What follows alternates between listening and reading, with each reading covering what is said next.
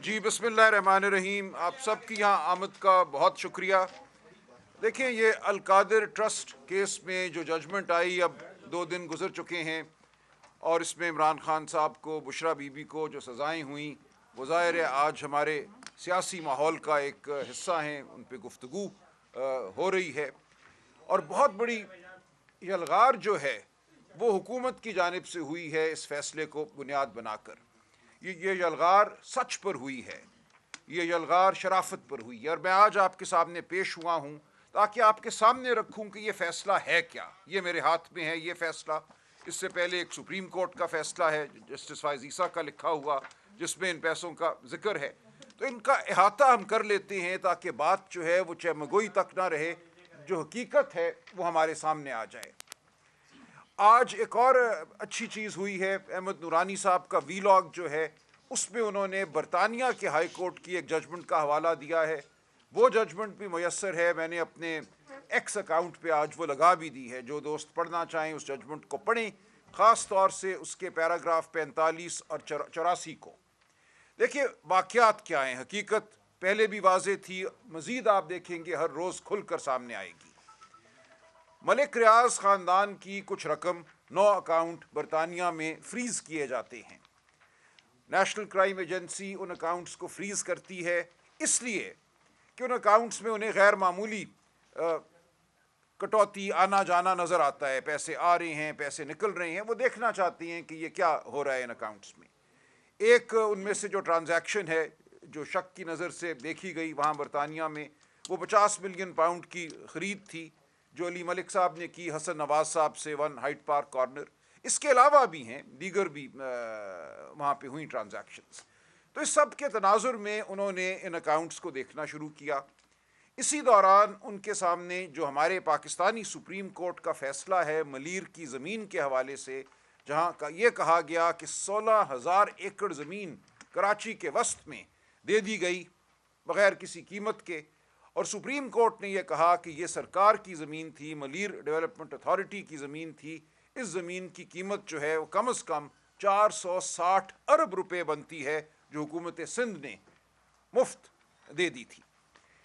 اس فیصلے کو بھی وہاں کی نیشنل کرائم ایجنسی نے سامنے رکھا. آپ جب برطانیہ ہائی کورٹ کی ججمنٹ پڑھیں گے تو آپ حیران ہو جائیں گے کہ کتنی تاکید سے اور کتنی باریک بینی سے انہوں نے ہمارے فیصلے کو پڑھا سپریم کورٹ کے, اور کہا کہ اس فیصلے کی روح سے یہ نظر آتا ہے کہ اسی دوران ایک بہت بڑا پاکستان میں واقعہ ہوا جس کا سپریم کورٹ نے جائزہ لیا. 460 ارب روپے تخمینہ لگایا, اور جو پیسے برطانیہ میں آئے ہیں ہمیں ان میں کوئی ربط نظر آتا ہے کہ شاید یہ وہی پیسہ ہو جس کی کھوج پاکستانی سپریم کورٹ لگا رہی ہے, یا جو رقم وہاں وہ سمجھتے ہیں واجب الادا ہے, شاید اس رقم کا اس رقم سے کوئی تعلق ہے. اتنی بات انہوں نے کی.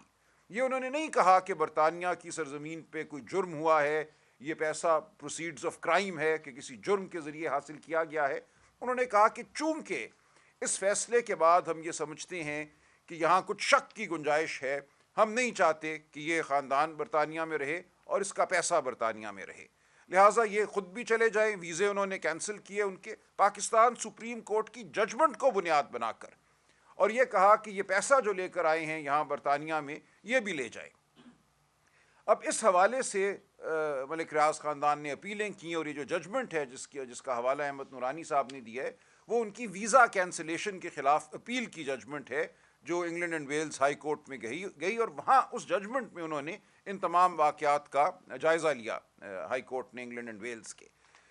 تو وہاں انہوں نے یہی کہا کہ یہ آپ کی اپیل ہم مسترد کرتے ہیں, آپ برطانیہ چھوڑ دیجئے. اور اس کی تناظر میں اس پیسے کا تصفیہ ہوتا ہے کیونکہ یہ پیسہ اکاؤنٹوں میں تھا, کوئی جرم ثابت نہیں تھا برطانیہ میں, برطانیہ سے باہر بھی کوئی جرم ثابت نہیں تھا.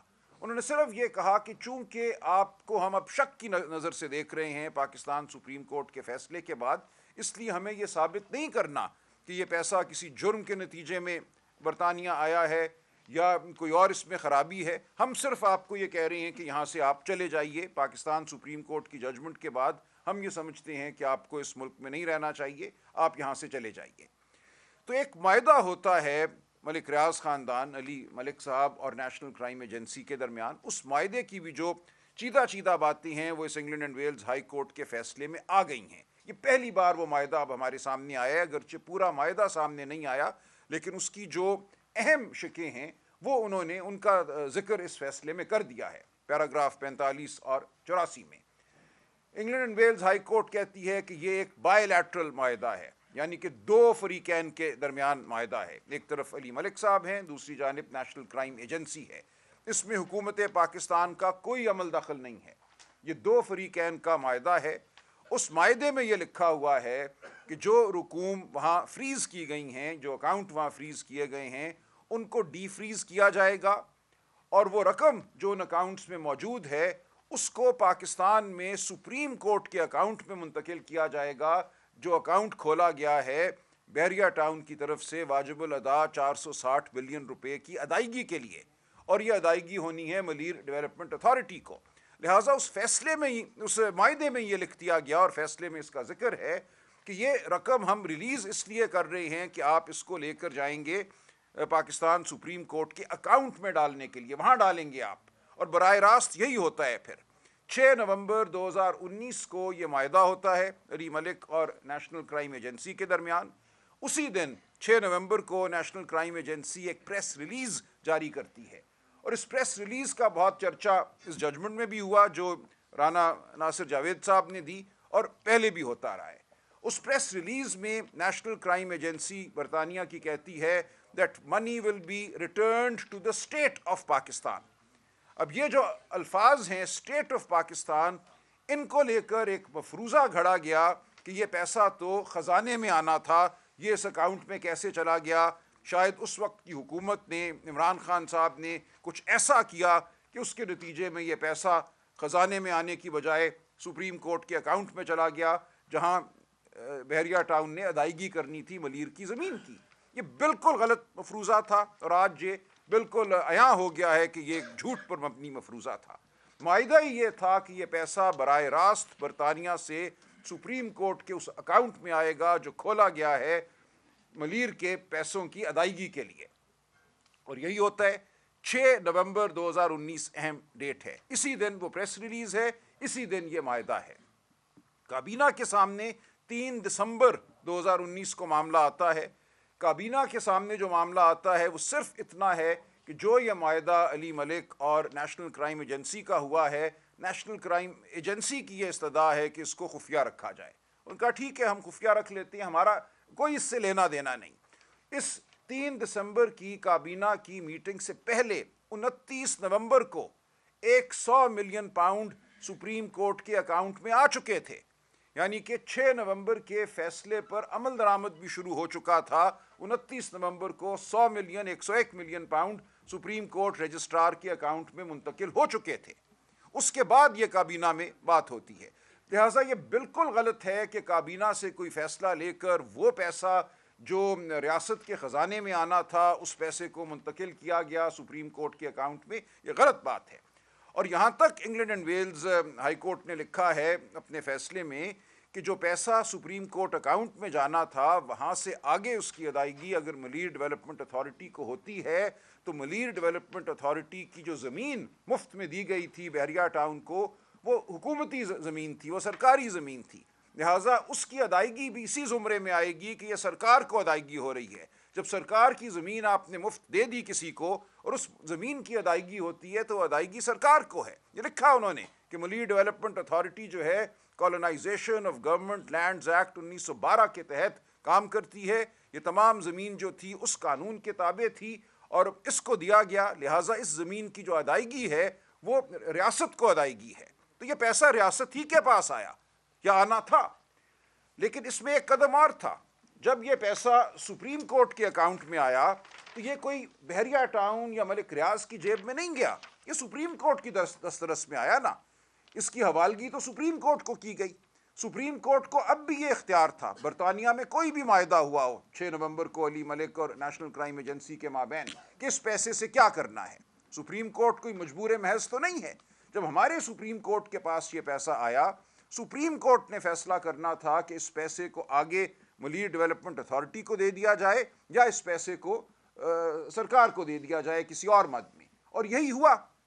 23 नवंबर 2023 को पाकिस्तान सुप्रीम कोर्ट ने यह कहा कि जो पैसा इस अकाउंट में आया था, 34 अरब रुपए जो बनते थे वो रुपयों में, उसका जो मुतबादिल था, जो फॉरेन करेंसी थी, वो तो सीधा पहले दिन ही 171 मिलियन पाउंड वो चले गए थे स्टेट बैंक के पास हमारे फॉरेन एक्सचेंज रिजर्व्स में। उसका जो इक्विवेलेंट अमाउंट होता है, उसके मुतबादिल रुपयों में जो होता है, वो गया था सुप्रीम कोर्ट रजिस्ट्रार के अकाउंट में। लिहाजा ये याद रहे कि पहले दिन ही हमारे ज़र मुबादला के ज़खायर में 171 पाउंड का इजाफा हो गया था। उसके मुतबादिल 34 अरब रुपए पड़े रहे सुप्रीम कोर्ट के पास, सुप्रीम कोर्ट के अकाउंट में, एक पैसा वहाँ से बाहर नहीं निकला। उसके बाद डिवैल्यूएशन हुई, मार्कअप आप जानते हैं 18-20% भी रहा, वो रकम बढ़ती रही वहाँ पड़ी भी। कुछ रकम इस 34 अरब से पहले भी बहरिया टाउन ने जमा कराई थी। लिहाजा 23 नवंबर 2023 को सुप्रीम कोर्ट के पास 94 अरब रुपए मौजूद थे। ये 34 अरब रुपए कोई 20-30 अरब रुपए बढ़ चुके थे डिवैल्यूएशन और मार्कअप की वजह से। 94 अरब रुपए 9 जनवरी 2024 को 23 नवंबर 2023 के फैसले के मुताबिक वफाकी हुकूमत और सिंध हुकूमत को मुंतकिल कर दिए गए। एक पैसा भी कहीं और नहीं गया। लिहाजा कौन ये कहता है कि रियासत पाकिस्तान को नुकसान हुआ या इमरान खान या काबीना ने नुकसान पहुंचाया? ये मायदा बरतानिया में भी यही था कि ये पैसा सुप्रीम कोर्ट को दिया जाएगा। सुप्रीम कोर्ट के पास जब आ गया, सुप्रीम कोर्ट की सवाबदीद थी कि ये पैसा वो आगे मलीर डेवलपमेंट अथॉरिटी को देते या वो वफाकी हुकूमत या सूबाई हुकूमत को दे देते। सुप्रीम कोर्ट ने मुनासिब समझा कि इस पैसे को वफाकी हुकूमत और सूबाई हुकूमत में बांट दिया जाए, और ऐसा ही हुआ। तकरीबन 50 अरब रुपया वफाकी हुकूमत को दिया गया और तकरीबन 44 अरब रुपये सिंध हुकूमत को दे दिए गए। तो अब कौन ये कहता है कि रियासत पाकिस्तान को या रियासत पाकिस्तान की किसी इकाई को या किसी एजेंसी को एक पैसे का भी नुकसान हुआ है, या ये कि इस पैसे को इमरान खान ने या बुशरा बीबी ने किसी तरीके से मोड़ दिया, उसने यहाँ जाना था, इस ख़जाने में जाना था, उसको किसी और अकाउंट में मोड़ दिया? बिल्कुल ये एक लग़्व दास्तान है। जो जितने दिन आगे बढ़ेंगे आप इस जजमेंट को ज़रूर पढ़िए। दोनों जो हमारी पाकिस्तानी जजमेंट्स हैं, सुप्रीम कोर्ट की 23 नवंबर 2023 की और ये राना नासिर जावेद की जजमेंट, इनको गौर से पढ़िए। और आज जो मैंने UK England and Wales High Court की जजमेंट अपने एक्स अकाउंट पे लगाई है, उसको भी डाउनलोड करके आप पढ़िए, पैरा 45 और 84, और आप देखेंगे कि हकीकत क्या है। हकीकत खुलकर सामने आ चुकी है। तमाम झूठ जो था वो अब छटता चला जाएगा, रोज़ छटेगा। इसके साथ ही राना नासिर जावेद साहब ने ये लिख दिया इसके अंदर कि जो ट्रस्ट बना था, लेकिन ट्रस्ट की ज़मीन मई 2019 में ख़रीदी जाती है।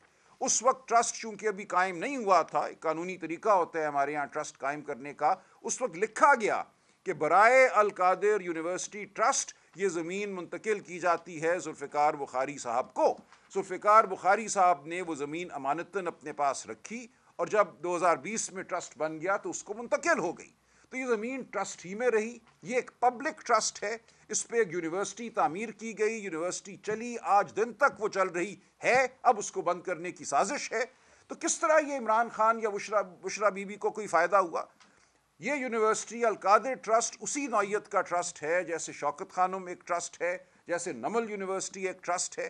क्या उनके हवाले से जो पाकिस्तान के अवाम अरबों हार रुपये, पाकिस्तान का सबसे बड़ा खैराती इदारा है शौकत खानम, वहाँ 10 अरब रुपये आप और मैं देते हैं हर साल, तो क्या वो 10 अरब रुपये किसी की जेब में जाते हैं? वो वहाँ नादार जो मरीज आते हैं उनके इलाज पे खर्च होते हैं। और यही कुछ अल कादिर यूनिवर्सिटी में हो रहा था।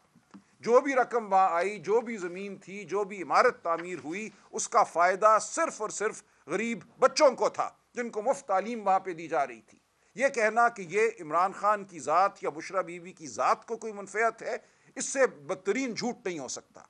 एक ऐसी यूनिवर्सिटी जिसका मकसद एक रूहानियत की तरफ राग़िब करना, रूहानियत से मुंसलिक तालीम देना, वहाँ और भी कोर्सेज़ थे, लेकिन उस पूरी यूनिवर्सिटी का माहौल जो था वो सीरतुन नबी के हवाले से कायम किया गया था और इंशाअल्लाह रहेगा।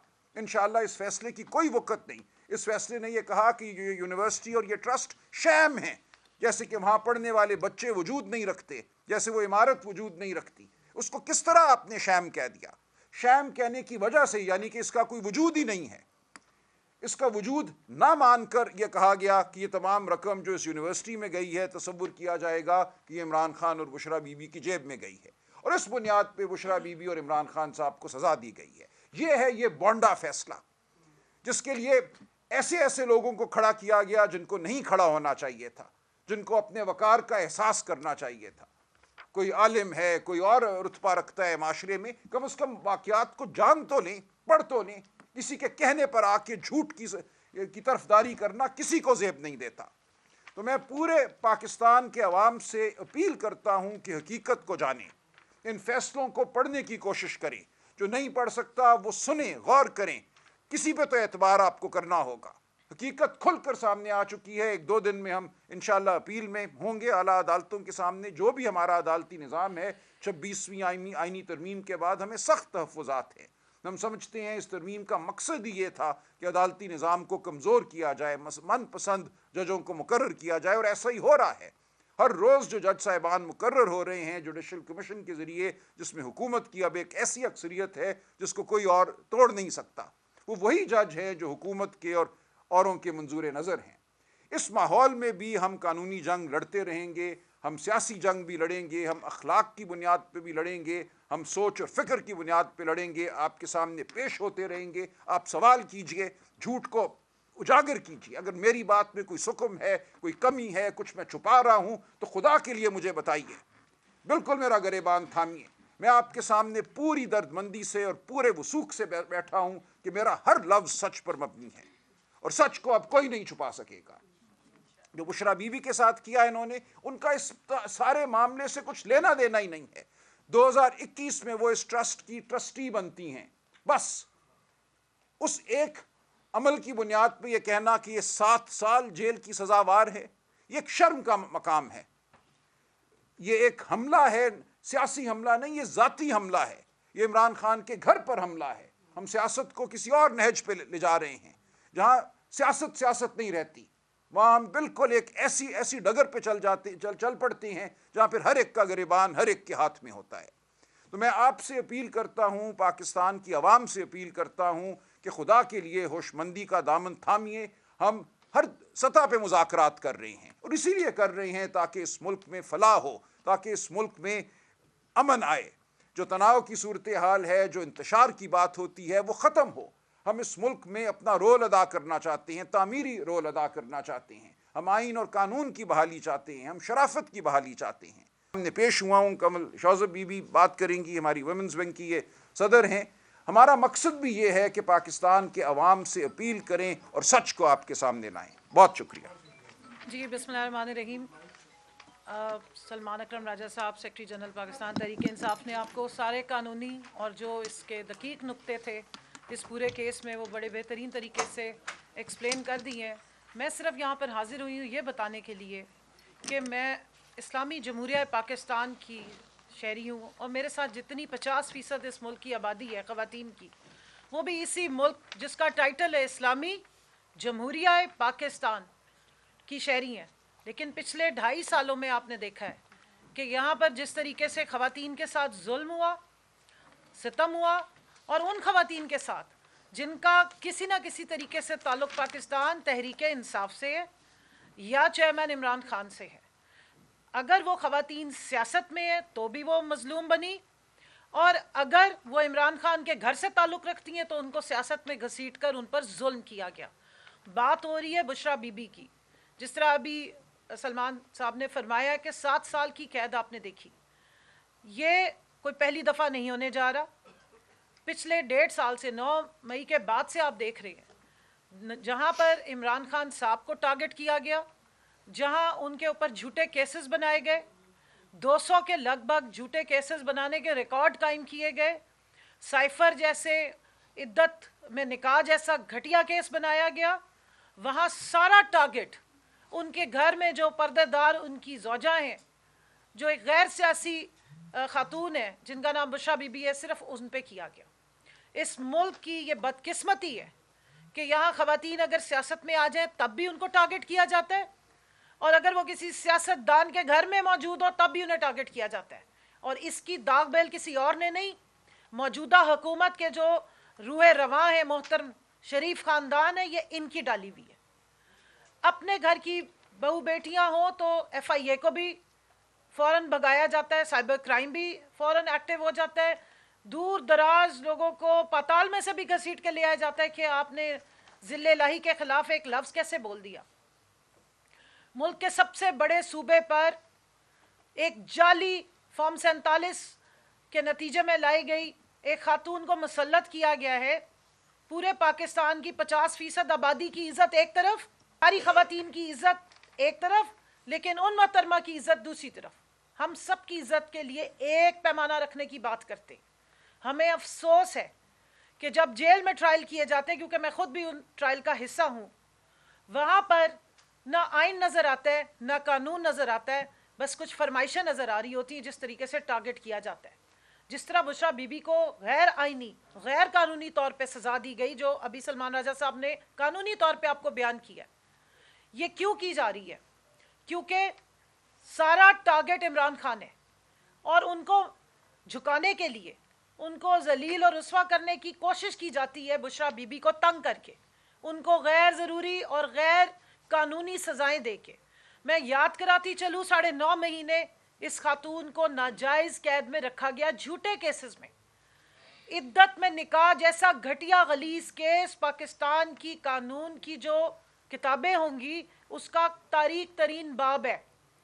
शर्म आती थी हमें, हम सब खवातीन जाके जब वहाँ अंदर हेयरिंग सुनने जाती थी तो कानों पे हाथ रख के बैठती थी कि ये इस्लामी जमहूरिया पाकिस्तान में इस किस्म की तज़हीक और तजलील की जा रही है। बुशरा बीबी की अकेली की तज़हीक नहीं वो हो रही थी, वो पूरे पाकिस्तान की खवातीन की इज्जतों को उछाला जा रहा था और वो सिलसिला बंद नहीं हुआ। ये जो अलकादर ट्रस्ट का केस में जिस तरीके से उनको टारगेट किया गया है, वो असल में सिर्फ बुशरा बीबी बहाना है, इमरान खान निशाना है। क्योंकि इमरान खान को जिस तरह झुकाने की कोशिश की जा रही थी, जो डीलें उनसे मनमानी मांगी जा रही थी वो नहीं मिली, तो बुशरा बीबी को फिर 7 साल कैद दे दी गई।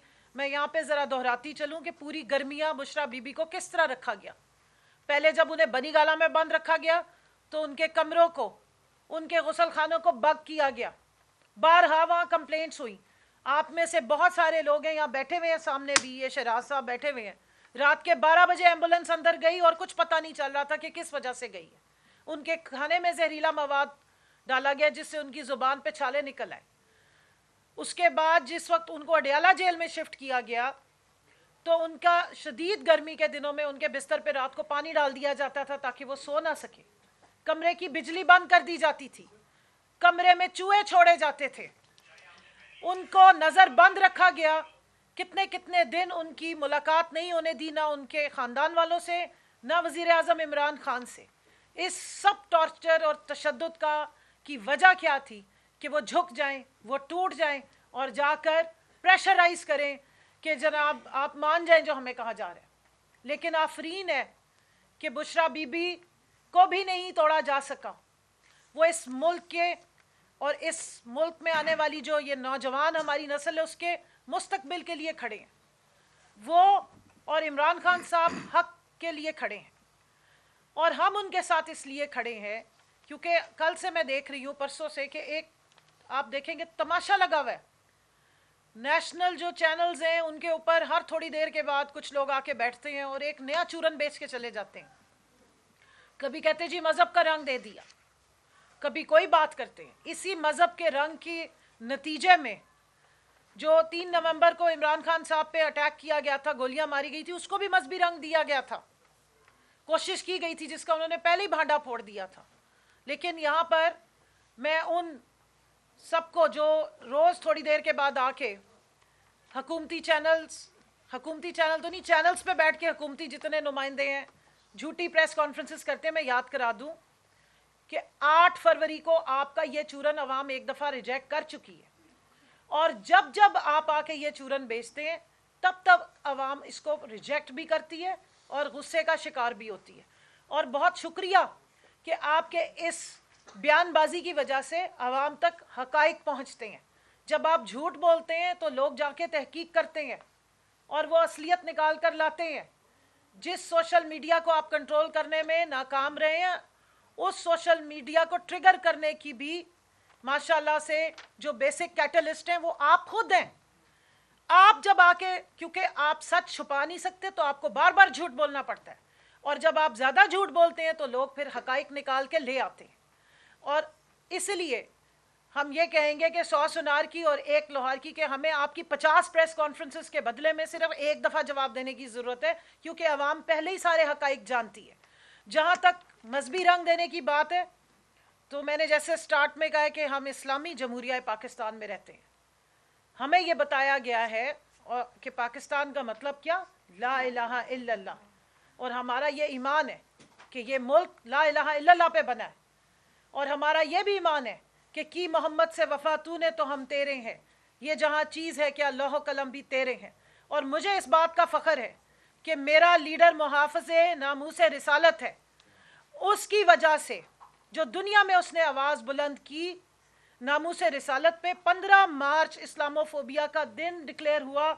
मेरे लीडर ने, इमरान खान ने, ये बात बुलंद की दुनिया में जाके हर फोरम पे कि हमारे नबी पाक सल्लल्लाहु अलैहि वसल्लम की जो इज़्ज़त है, जो उनकी नामूस है, वो हमारे दिलों के बहुत करीब है। याद करें उनकी वो स्पीच यूएन की, जिसमें उन्होंने आवाज़ दे के बुलंद आवाज़ में लोगों को बताया कि शायद मगरिब ये नहीं जानता कि जब आप हमारे नबी पाक सल्लल्लाहु अलैहि वसल्लम की शान में कोई गुस्ताखी करते हैं तो मुसलमानों के दिल दुखते हैं।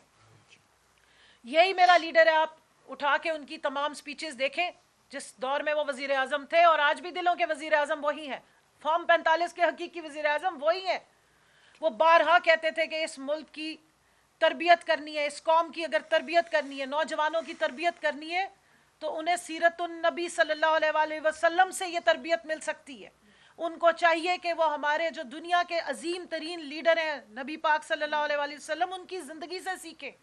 और यही बुनियादी कॉन्सेप्ट था इस यूनिवर्सिटी के क़याम का, जिसकी आज उनको सज़ा दी जा रही है। तो ये शर्मनाक है और हम इस पे प्रोटेस्ट करते हैं। और जो बुशरा बीबी के साथ जुल्म और सितम किया गया है, नाजायज़ तरीके से उनको कैद किया गया है। मैं यहाँ याद करा दूँ कि 2 दफ़ा इस फैसले को मुअख्खर किया गया, और पिछली पेशी पे ये बयानबाजी की गई कि जी वो पहुँचे नहीं, वो डरे हुए थे। वो बिल्कुल टाइम पे पहुँची। वो इतनी दलेर खातून है, कलमा हक पढ़ने वाली खातून है, एक दलेर लीडर की ज़ौजा है। वो अपना सामान हर दफ़ा लेकर आई हैं। उनको मालूम था कि ये नाजायज़ तरीके से उनको फिर गिरफ्तार करने की कोशिश की जाएगी। पहले भी उन्होंने खुद जाके अडियाला में गिरफ्तारी दी थी, इस दफ़ा भी वो खुद वहाँ मौजूद थी। उन्होंने अपनी गिरफ्तारी पेश की है कि उनको कोई ड्रामेबाजी करके ना गिरफ्तार करने की कोशिश की जाए। लेकिन अफसोसनाक है कि अगर हमारा अदालती निज़ाम जिस पे हम तकिया किए बैठे हैं, हम यहाँ ही बैठ के अपने केसेस लड़ रहे हैं जो झूठे केसेस हम पे बनाए जाते हैं। हर रोज़ हमारे केसेस में इजाफा होता है, हम हो मौके पे या ना हो, केस बन जाता है और फिर वो चलना भी शुरू हो जाता है, और फिर वो मन माने तरीके से चलाया जाता है। क्या वजह है कि जज साहब ने फैसला बाद में सुनाया, फैसल वाडा साहब ने पहले सुना दिया। कुछ हमारे और बड़े नाम नेहाद हैं सहाफ़ी, उन्होंने पहले से ही ट्विटर पर ट्वीट्स कर दिए कि जनाब ये फैसला आने जा रहा है। क्या ये निज़ाम है? क्या ये वो इंसाफ है जिसकी तहरीक आज तक हम चला रहे हैं? ये तहरीक इसलिए जारी रहेगी। और जहाँ तक बुशरा बीबी का किरदार है, आपने उन पर जुल्म किया। आपने इमरान खान की हर घर की हर औरत पे जुल्म किया, चाहे वो अलीमा खान हो, चाहे वो डॉक्टर उज़मा हो, या चाहे नौरीन बीबी हो जिनके बेटे को कैद दी है आपने। किस तरीके से आप देखें उनको केसेस में आप घसीटते हैं, नाजायज़ उन पे झूठे केसेस बनाते हैं। आपने उनको जेलों में डाल दिया। लेकिन क्योंकि उनका भाई इतना बहादुर है और उनको सबको मालूम है कि हम इस मुल्क के लिए खड़े हैं, इस मुल्क की फ्यूचर के लिए खड़े हैं, तो वो भी डट के खड़ी हैं, तमाम फस्तायत का मुकाबला करिए। ये तमाम पाकिस्तान तहरीक इंसाफ की ख़वातीन है, कारकुनान है, ये सब फस्तायत का मुकाबला कर रही हैं। हम सब जाके केसेस का मुकाबला करें, क्योंकि हमें यकीन है कि चश्मा यहीं से ही निकलेगा। इसी मुल्क को हमने बदलना है, इसी मुल्क के इसी अदालती निज़ाम को हमने ठीक करना है। इसी मुल्क में हमने रहना है, हमारा जीना मरना इस मुल्क में है।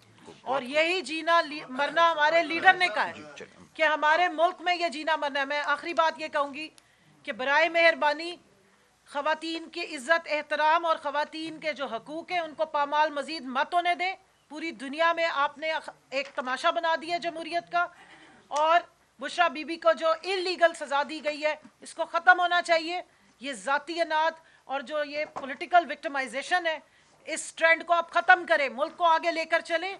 हमारा ओढ़ना बिछोना जीना मरना ये मुल्क है। खुदारा अपनी ज़ाती जो अनाद है, बुग़ज़ है, और जो ज़ाती आपने जो एक नाजायज़ तरीके से हुकूमत बनाई हुई है, इसके कायम रखने के लिए पूरे मुल्क को तबाह मत करें। शुक्रिया। ये जो 4 केसेस के अब तक फैसले हुए हैं, 3 केसेस जो है वो हाई कोर्ट से उड़ गए हैं, वहाँ पे अब चौथे का भी ये सबसे कमज़ोर फैसला है।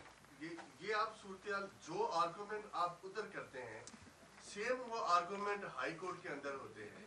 क्या वजह है कि वहाँ पे जो जजेस हैं और उनमें से आप हाई कोर्ट में भी आ गए हैं, तो आप क्या समझते हैं ये कहाँ पे कमजोरी है? और जो कहा जा रहा है जिद और अनाज से आगे निकले, वो किसको कहते हैं? देखिए, जो भी इस निज़ाम के करते धरते हैं, जो इस्लामाबाद हाई कोर्ट के 6 जज साहिबान ने ख़त लिखा, जो उन पे हावी होने की कोशिश कर रहे थे, हम उन्हीं से बात कर रहे हैं और बाकी तमाम से भी कर रहे हैं।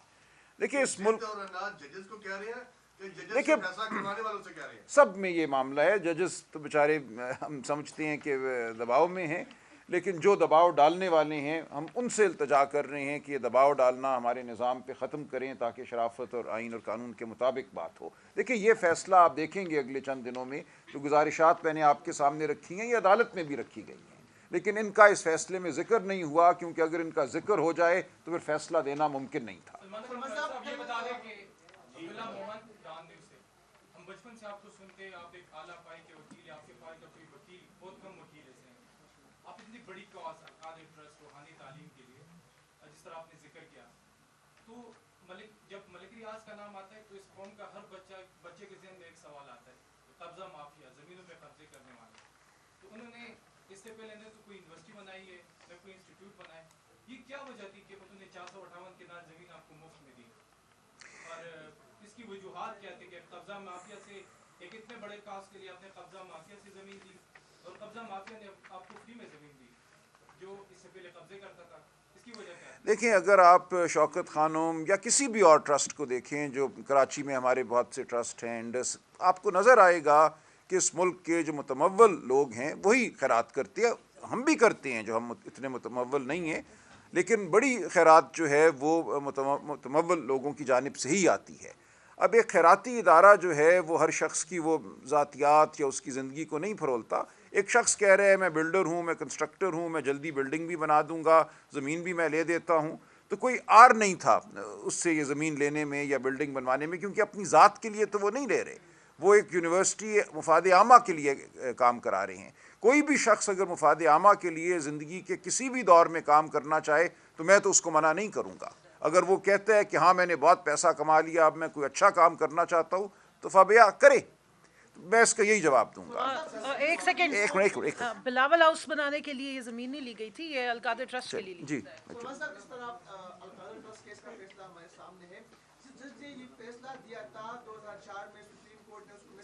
जी बिल्कुल। उससे बानी चेयरमैन को आप लोगों ने आगाह नहीं किया, कल कोर कमेटी में भी इस हवाले से बात हुई। ये बताइएगा कि वजह क्या थी कि बानी चेयरमैन को बताया नहीं, पार्टी को एतमाद में नहीं लिया, पार्टी को उस हवाले से नहीं बताया गया? और दूसरा जो मेरा सवाल है वो ये है कि इतना बड़ा फैसला आया, पाकिस्तान तहरीक इंसाफ की जानिब से कोई प्रोटेस्ट नहीं किया गया, इस हवाले से कोई सीट पावर का भी मुजाहरा नहीं किया गया।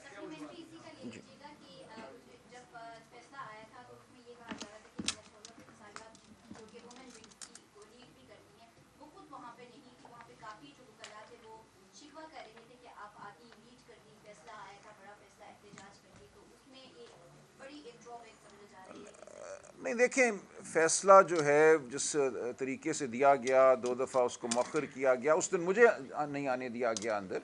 देखिए, पिछले 2 साल से मैं मुकदमात में हूँ, पार्टी में एक मेरा ओहदा भी है। जब उनका दिल होता है मुझे आने देते हैं, जब दिल नहीं होता नहीं आने देते।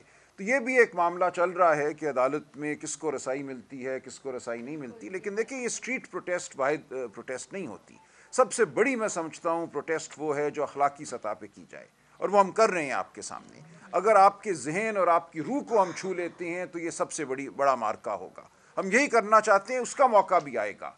लेकिन इस वक्त मैं समझता हूँ ये बात जो है फ़िक्री बात है। एक फ़ैसला आया है ना, एक तहरीर आई है, इस तहरीर के झूठ को हमने आपके सामने रखना है। उस झूठ को सामने रखने के लिए ज़रूरत है कि दलील की सतह पे बात की जाए, जो फैसला है उसको आपके सामने पढ़ा जाए, उसके मंदरजात बयान किए जाएं। तो ये वो दौर है जिससे हम गुजर रहे हैं। आगे और क्या होगा, किस नौयत की प्रोटेस्ट होगी, वो हम देखेंगे।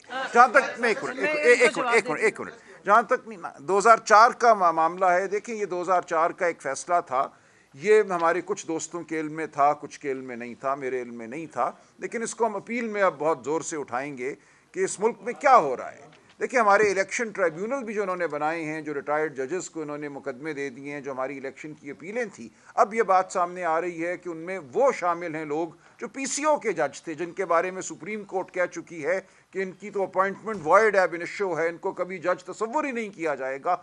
चुन चुन के ऐसे लोगों को ओहदे दिए जा रहे हैं, चुन चुन के ऐसे लोगों को हमारे मुकदमे दिए जा रहे हैं जिनके बारे में हमारी आला अदालतें माजी में कह चुकी हैं कि ये अहल नहीं है कि ये अदालत में बैठें। ये बताइएगा कि एक तरफ अभी कमल सदर ने भी बात की कि ये औरत कार्ड खेला जा रहा है मुख्तलिफ तरीकों से, कभी आपकी पार्टी के लीडर और कभी उनकी मिसेस के ऊपर तोहमात लगाई जाती हैं। पीटीआई के पास 45 के करीब एमएलए इस वक्त मौजूद हैं, पार्लियामेंट मौजूद है, अदालतें मौजूद हैं। इन सारे मुद्दों को लेकर अदालत में क्यों नहीं जाते? प्रेस कॉन्फ्रेंस या ट्वीट्स करने से क्या उनकी जो देखिए अदालतें तो आपके सामने है ना, अदालतें तो इस तरह के फैसले देती हैं ना। हम 2 साल लगाएं किसी ऐसी अदालत के सामने, फिर उसके बाद हाई कोर्ट सुप्रीम कोर्ट जाएं, वो भी हम करते हैं। ऐसा नहीं है कि हम मुकदमा नहीं करते, तौहीन का वो या हद तक का वो मुकदमा होता है। लेकिन असल बात ये है कि हमने आपके सामने शराफत का जो मुकदमा है वो पेश करना है, माशरे को इन अक़दार को अपनाना है, इन अक़दार की नफ़ी करने वालों को बुरा समझना है। जी कमल। जी, मैं एटीसी इस्लामाबाद में थी, क्योंकि जितने नाजायज़ किस्म के झूठे इस वक्त केसेस बनाए जा रहे हैं, तो कभी हम एक अदालत में होते हैं, कभी दूसरी अदालत में होते हैं। जिस वक्त ये फैसले का टाइम था, उस वक्त हम अपनी ज़मानतें जो हैं वो एटीसी इस्लामाबाद से कंफर्म करवा रहे थे। आप लॉयर हैं, आप आइन और कानून की बात करते हैं, इसके लिए हमें लड़ते हुए नजर आते हैं, स्ट्रगल करते हुए नजर आते हैं। मैं आपका पॉइंट ऑफ व्यू जानना चाहूंगा कि आपकी जमात का चेयरमैन बैकडोर राब्ते कर रहा है आर्मी चीफ के साथ, मुलाकात की भी बात गर्ज का शहर इक़्तिदार में। तो आपका क्या नजरिया है कि आप जिन लोगों ने आपकी गवर्नमेंट गिराई, मुख्तलिफ मामलात आपके साथ हो रहे हैं, तो क्या आर्मी चीफ साहब के साथ मुलाकात करनी चाहिए आपको बैकडोर हो गई, या हुकूमत के साथ मुलाकात करनी चाहिए? नहीं, दोनों जो सतहों पे मुलाकात होनी चाहिए। देखिए हम मुज़ाकराती कमेटी की सतह पे हुकूमत के साथ मुलाकात कर रही हैं, लेकिन ये हमेशा आप देखेंगे जब भी मैं बात करता हूँ तो मैं कहता हूँ इस मुल्क में जो असल ताकत का सरचश्मा है, जो अवाम होने चाहिए, वो नहीं है। तो जो लोग इक़्तिदार के पीछे खड़े हैं, इक़्तिदार में नज़र आने वाली जमातों के पुश्तपनाह हैं, यकीनन उनसे भी बात हम करेंगे, इसमें कोई आर नहीं है, ये एक मुल्क की हकीकत है। हम ये समझते हैं कि उनका रोल नहीं होना चाहिए, हमारा आइन और कानून इसकी इजाज़त नहीं देते, लेकिन इसके बावजूद एक हकीकत है, एक ज़मीनी हकीकत है कि उनका रोल है। एजेंसियाँ मौजूद हैं, हमारे लोग अगवा भी होते हैं, हम मुश्किल का सामना करते हैं, तो हम हर सतह पे गुफ्तगू करेंगे। सर, जब मामला हाईकोर्ट में पहुंचा है, केस खत्म हुआ है, लेकिन साथ ही हुकूमत एक और केस जो दायर कर देती है और प्राइम कोर्ट के दोबारा फिर से मामला शुरू हो जाता है। इसके बाद खान साहब जो है दोबारा फिर से उनका दिल का दुरानियां बढ़ जाता है। तो अब आपको क्या लगता है कि इस केस के बाद खान साहब बाहर आ सकेंगे, या हुकूमत की जानिब से मजीद कोई केस जो है वो दायर कर दिया जाएगा और खान साहब को दुरानियां जेल के अंदर? देखिए आप ठीक कह रही हैं, झूठे मुकदमे बनाना तो कोई मुश्किल काम नहीं। मेरे ऊपर 18 फौजदारी मुकदमे जो हैं पिछले 1 महीने में बन चुके हैं। रोज़ मैं उठता हूँ, मुझे पता चलता है मैंने कहीं आग लगा दी है, मैंने कहीं हमला कर दिया है, तो ये तो होता रहता है, ठीक है, होगा। लेकिन मैं ये समझता हूँ कि हम इन मुकदमों का फैसला सामना करते रहेंगे और फैसला अवाम करेगी।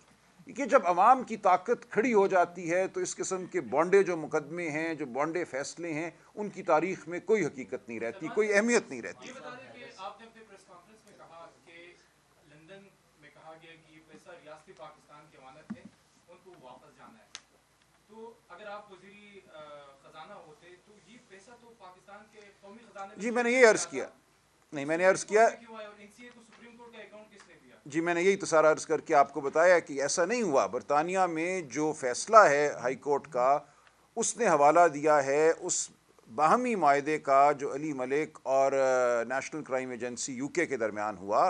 उस मायदे में ये लिखा हुआ है कि ये पैसा जो हमने फ्रीज़ किया है, इसको हम डी फ्रीज़ कर रहे हैं ताकि इसको सुप्रीम कोर्ट के इस अकाउंट में डाला जाए जो बहरिया टाउन की ज़मीन की अदायगी के लिए खोला गया है। ये उस मायदे में लिखा हुआ है। جی آپ میں نے ٹویٹر پہ لگا دی ہے وہ judgment England and Wales High Court کی، اس کا پیرا 45 اور 84 جا کے پڑھیے. انہوں نے اس میں اس معاہدے کا حوالہ دیا اور کہا معاہدہ ہوا ہی یہ تھا، اس کا حکومت پاکستان سے کوئی تعلق ہی نہیں ہے. یہ بالکل ایک غلط بیانیہ ہے کہ وہاں سے پیسہ جو ہے خزانے کے لیے بھیجا گیا تھا اور یہاں کابینہ نے اس اکاؤنٹ میں بھیج دیا.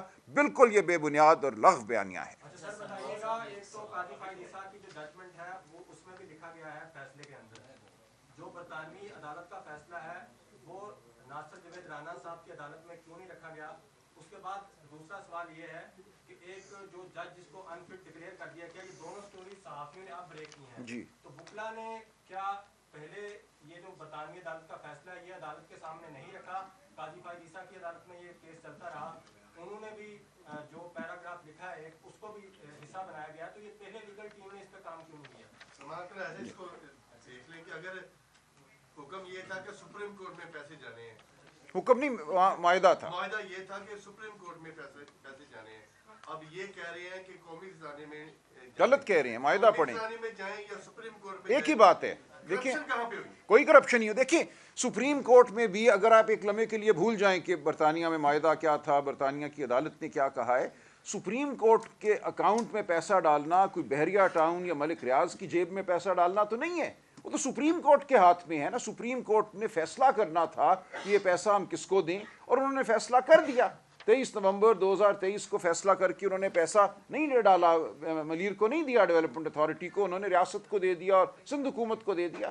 تو یہ کبھی بھی یہ پیسہ ملک ریاض یا بحریہ ٹاؤن کی جیب میں نہیں گیا تھا، برطانیہ سے آ کر سپریم کورٹ کی تحویل میں تھا. یہ کہنا کہ جی ہم نے یا کابینہ نے یہ پیسہ ملک ریاض کی جیب میں ڈال دیا، بالکل غلط بات ہے. جیل میں ڈالا ہوتا تو آج 94 ارب روپیہ کیسے ریاست کو منتقل ہوا ہوتا؟